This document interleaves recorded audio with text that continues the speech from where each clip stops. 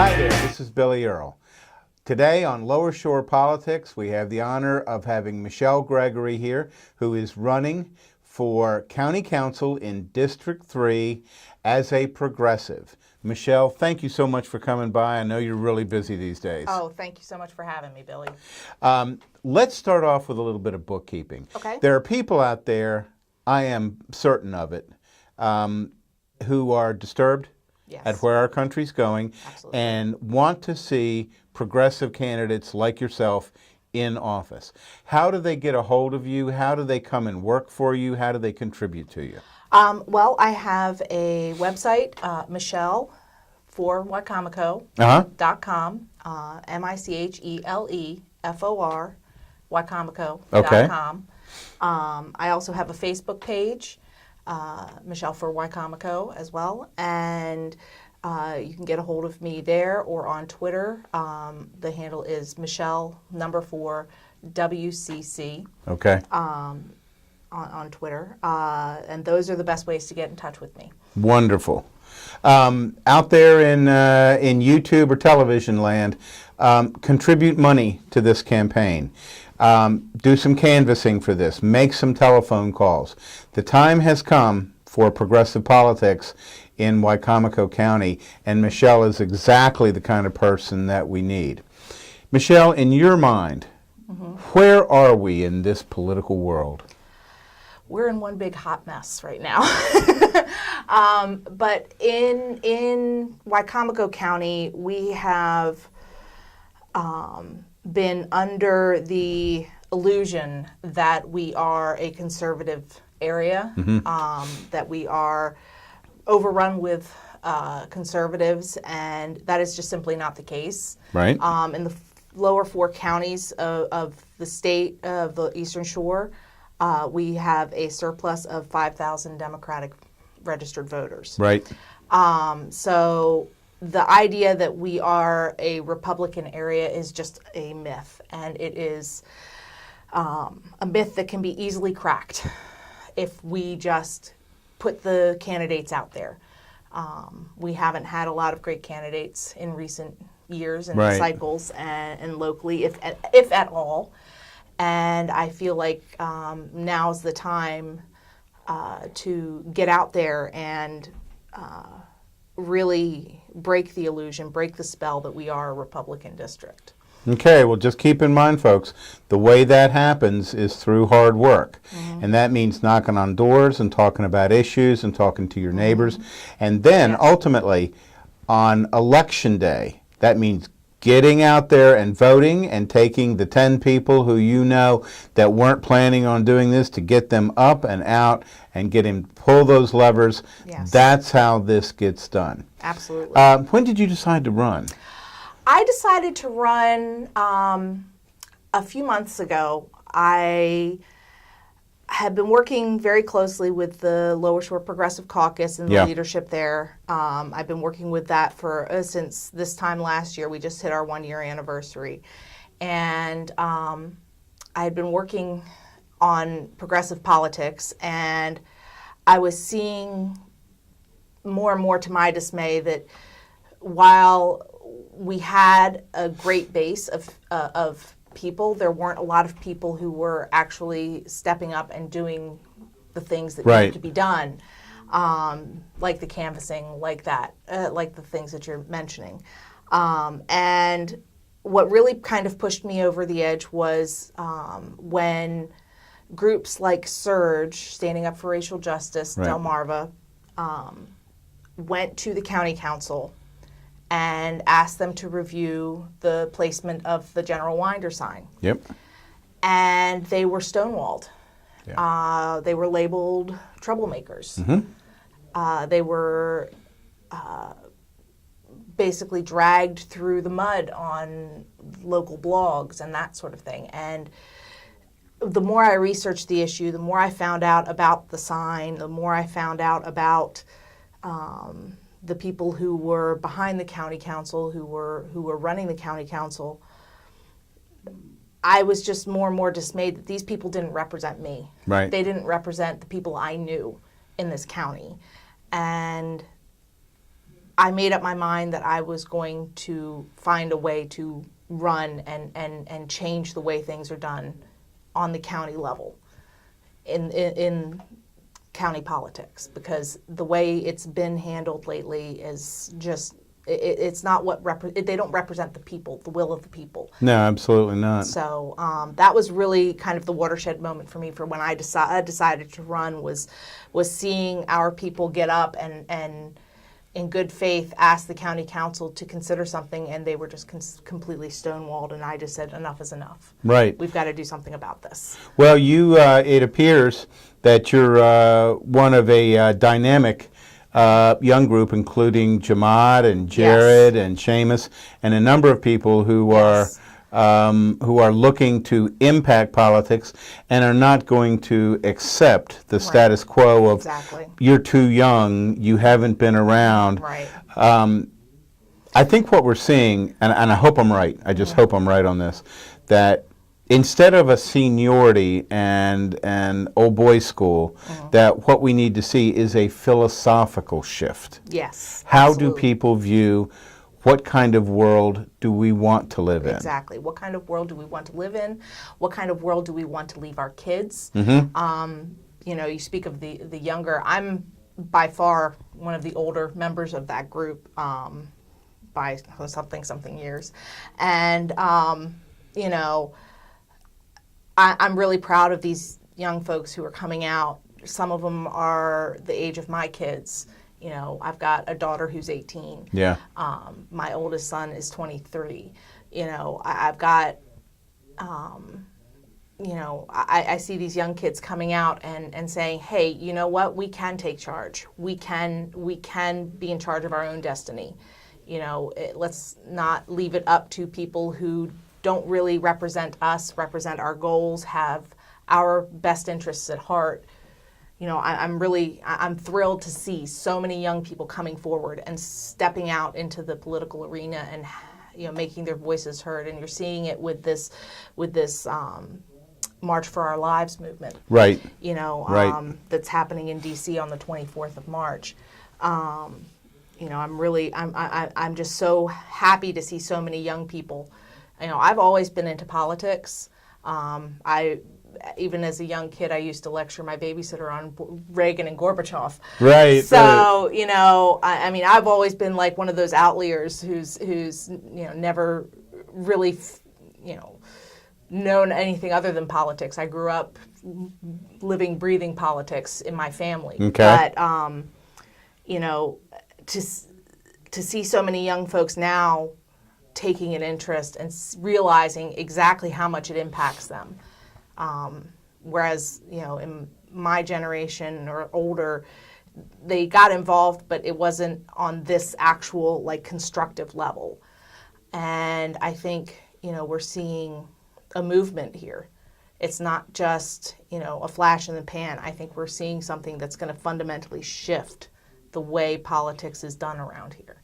It has to. Yes. I hate to admit this, but I've heard this from my own children who are in their early 30s, that the management of our political system and of our environment and of our economy and of our legal system, my generation has really just blown it. Right. It has become a culture of greed. Yes. It has become a culture of what I would call vitriolicism, the inability to communicate with other people in a civil way. It has become, in many ways, a predatory type of society. Yeah. And I don't know that people my age, in general, have the wherewithal to change these things. Right. I don't know that they do. I think that at a certain point you get stuck and you kind of lose touch with, you know, the boots on the ground, so to speak, the people who are doing the actual work. And our society has changed so drastically in the past 30 years that, you know, 30 to 40 years, that it's just in the, you know, technology, Yeah. that sort of thing. There's this huge gulf between generations now that I don't think used to be there. I would hope hadn't always been there, but I think now more than ever, there's this huge gap in worlds that people live in. And I think it's up to the younger folks to start to step up and say, no, this is not the world we live in anymore. Right. We need to take charge. Right. And fortunately, we're really seeing it around here, especially. We're seeing a lot of, younger folks, 20-year-olds to 30-year-olds stepping up and doing this. So I'm really pleased about all of that. Yeah, I am too. I am thrilled. Well, I find it surprising because I find that, and I'm going to use two different types of groups. One, for instance, would be kind of the old Democratic Central Committee here, and then we'll talk about the Lower Shore Progressive Caucus. And the shift there seems to be party loyalty versus a philosophy, a political philosophy of life. And I know a lot of people are very disappointed in the way that the Democratic Party has managed its largesse. Yes. The promises they've made, the things that they've done, all of these things have happened pretty much in plain view. Yeah. And so people, many times my age, look at it and say, that's the way it is. Right. Young people say, no, that's the way you did it. That's not the way it ought to be. Right. Exactly. So I find that some of the younger people are simply doing what all of us should be doing, and that's following their heart and saying, okay, I'm going to make the sacrifice. Right. I'm going to run for office. I'm going to go door to door. I'm going to do these things. Right. And I applaud you for it. It's a hard road to hoe because putting together an infrastructure and a team and this type of thing is difficult. It is. It takes a lot of work. You're probably at the 12 to 18 hour level already, aren't you? Right. Yeah. That's about where I'm at right now. Yeah. It's definitely a full-time job. What do you like most about what you're doing? What I like most about it is connecting with people. I am something of an introvert, but I'm an extroverted introvert, if that makes sense. I like, I like hearing people's stories. Yeah. I like listening to where they came from and why they feel the way they feel about things. And, as far as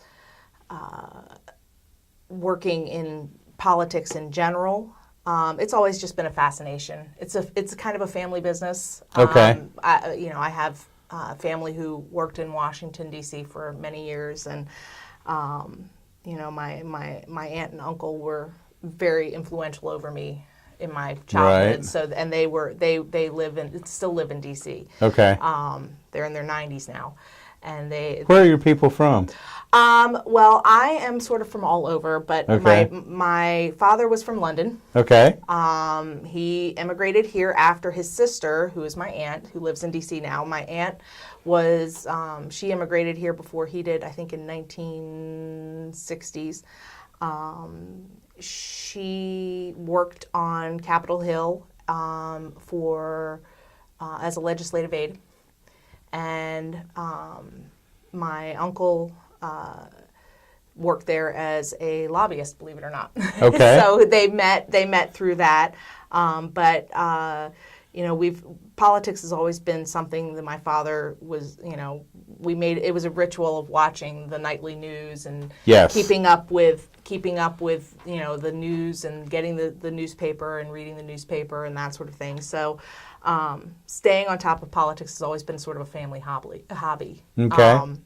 My mom was an art teacher. She wasn't so much into it as much, but she's always worked in the public good. Yeah. For the public sector. So, but yeah, politics has always been pretty heavily influenced over my entire life. Well, what do you like least about what you're doing? probably the flip side, which is of what I like the most, which is sometimes, you're going to have people who not only disagree with you, but vehemently so, and the level of toxicity that comes with politics today. There's just something very toxic in the air when it comes to politics. We're so divided rather than trying to find the common ground between each other, and what we can do to heal those wounds. But I mean, it's just, we're such a politically divided country right now that people will decide based on one thing whether they like you or hate your guts. So a single letter. Yeah, that's kind of the thing that that I dislike least about it. But I mean, I really, on the whole, I love what I do, with the caucus and that sort of thing. So this is something that it just comes as naturally to me as breathing. Okay. So, that's something that I have a hard time finding a dislike, but if there's anything I do dislike about it, it is just the level of toxicity that is in our political arena today. Yeah. Well, when you win this race, what are your goals? One of my major goals is to start looking at an all-day pre-K. I've been an early childhood educator for 20 years. And kids absolutely are my number one priority. I want to look at ways of improving our public education in the county. We have right now that,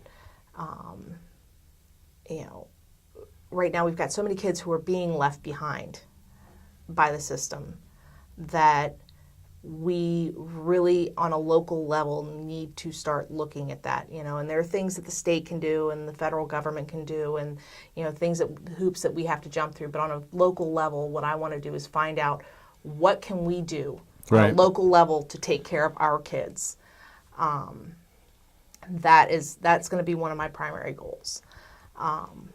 The other goal is to, we have a large segment of the population who don't feel represented. No. The county council is entirely male, largely white. Yeah. Largely, older, and it isn't a true representation of what this county is. Right. We can do so much better than that. And I want to be able to represent people that don't otherwise have a voice in our county. We have 50% of the plus of the population are women. Why do we have no women representing us? Right. We do on the city level in Salisbury, but and here and there in different pockets, but on the county level we don't. That's a problem. Yeah. When we've got people who are making decisions about the women in the county and their families without taking into consideration what it means or have any kind of idea of what it means to be a woman in today's society, we don't have that representation. No. So it's not there. That it's just not there, and I that's kind of where I want to be. I want to be that representation because it's a different perspective that may not otherwise get considered in issues that concern that impact the entire county. Sure they do. And those considerations aren't being made now. Okay. So. There are so many areas that are changing so quickly in our landscape, whether or not it's the predatory nature of certain people in our society on a sexual basis, whether or not it's the proliferation of guns, whether it's the inability for us to stop our spending sprees in the defense area. Right. the list is really long. It is. It really is. We had a guest here the other day, Kirkland Hall, who was talking about the proliferation of these CAFAs, these concentrated animal farms, and where they're placed and these sorts of things. Yeah, environmental concerns are one of my top priorities as well. I actually was just out canvassing with a great group on the Healthy Air Act that is trying to put forward some legislation. We don't even have, over on the other side of the bay in Baltimore and Montgomery and all these other counties, they monitor the air quality. Yes. We don't do that here. Nope. Why? These are our kids. 1 in 4 children in this county have asthma. That is so far above the national average, it's ridiculous. Yep. Every single one of my children has asthma. Yep. All 3 of them. And, it has to do with the air quality in this area. And, we are allowing big business to do this to our children. And that's a problem. It's all about money. It is. It's all about money. And that's not what it should be about. No. It needs to be about our kids. It also needs to be about our small farmers who are trying to make a living and can't possibly compete against these huge, huge corporations coming in and putting in these huge factory farms. We need to support local farmers. We need to support our children. And like I said, this piece of legislation that they're trying to get through the state right now is to get a study done on the air quality. I mean, why are we having to fight for that? That should be a no-brainer. Yeah. That should be absolutely a no-brainer. Should be. You would think. But apparently it's something we have to fight for. And when we have to fight for the well-being and the health of our kids and our families, that just sets a fire on me. Yeah. Yeah. That gets me going, and that's something that I feel very strongly about. We need to be investing in clean energy and all of these things, but we're seeing things like the turbines in Ocean City being fought tooth and nail. Why are we not investing in that sort of thing here in Wicomico County? Yeah, okay, we're not on the bay, but we certainly have plenty of space for solar. We need to be investing in that and rewarding people who do invest in that. Environmental concerns around here are probably one of the top 3 things that anybody you talk to will tell you what their concerns for the local level things are is the environment, because so much of our economic growth and everything involved is linked to the environment. We're in a very delicate area, and we need to protect it. No, it seems to be an important issue until it gets to the smoky back room. Right. And then all of a sudden, campaign Right. contributions, the flow of money, the exercising of power and of influence. Yes. It's a problem. And for me, I absolutely have vowed not to take money from any corporation or any company or anybody. I want to rely on small donors. I want to rely on the people, be a people-powered campaign, because that's the only way that we're going to get anything changed. And I don't want to even associate myself with something that is going to even look like I'm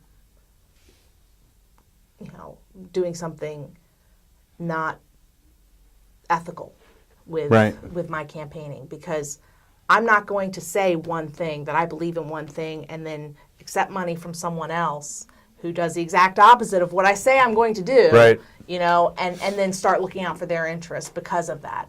No. I'm in this for the people.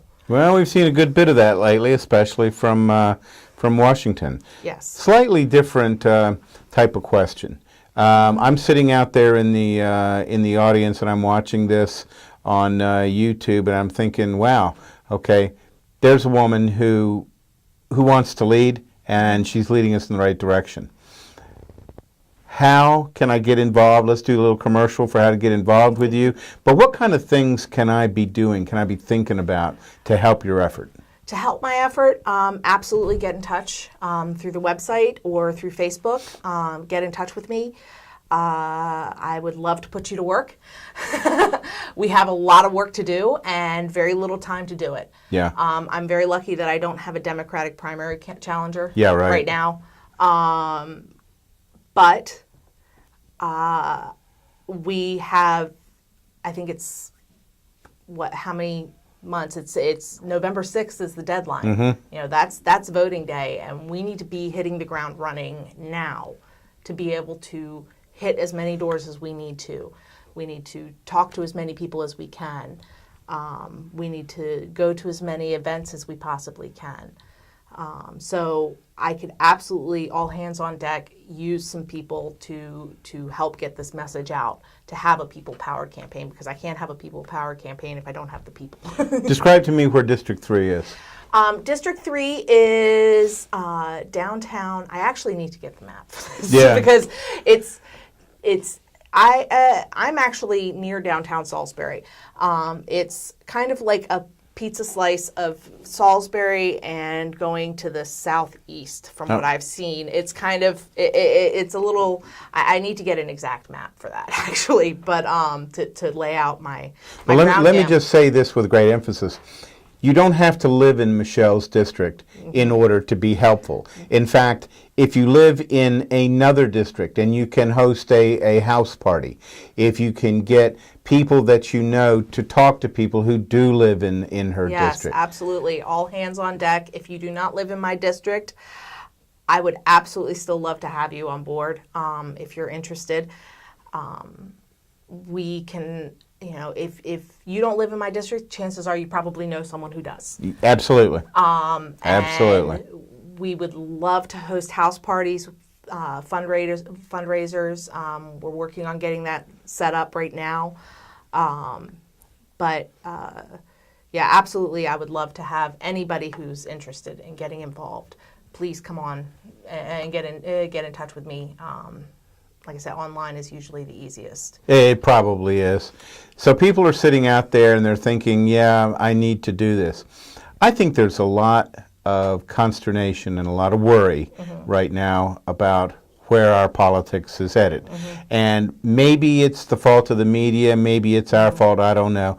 We tend to center our concerns on this hot mess in Washington. Right. But the fact is, so much of the legislation that really impacts us is done here on the local level. It is. It absolutely and this is where people have to be involved. It absolutely starts. You cannot.